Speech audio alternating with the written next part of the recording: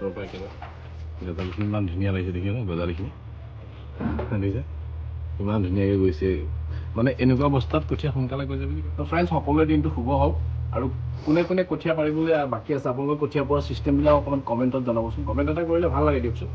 মই যিমানখিনি পাৰোঁ নিজৰ কথাখিনি জনাই থাকোঁ, আপোনালোকৰ কথাখিনি জানিবলৈ পালে ভাল লাগে।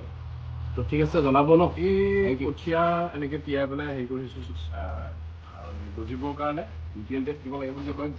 দুদিন পানীত দুদিন বামত বুলি কয়। দুদিনৰ মাহত ঠাইত 3 দিন হৈ গ'ল। 3 দিন হোৱাৰ কাৰণে এইখিনি কঠীয়া বেছিকৈ গলি বুজিছে না। বস্তাৰ ওপৰেদি ওলাই আহিব অলপ বগৰাই লৈছোঁ উলিয়াই লৈছোঁ। এতিয়া বস্তাটো লুটিয়াই দিব লাগিব। কেনেকৈ গজি আছে ভিতৰফালে কঠীয়াখিনি সেইটো লুটিয়াই গৈ উলিয়াব লাগিব। এতিয়া এইখিনি কঠীয়া পাৰিবলৈ দি থৈ আহিব লাগিব আজি মানে দুজনক পাৰিবলৈ দিছোঁ।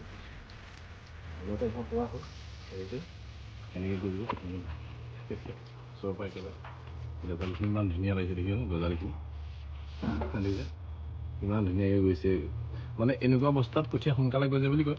সেইকাৰণে এনেকুৱা অৱস্থাত পাৰিলোঁ। আপোনালোকে চাগে কঠীয়া পাৰি হৈ গ'ল নহয় জানো সকলোৱে।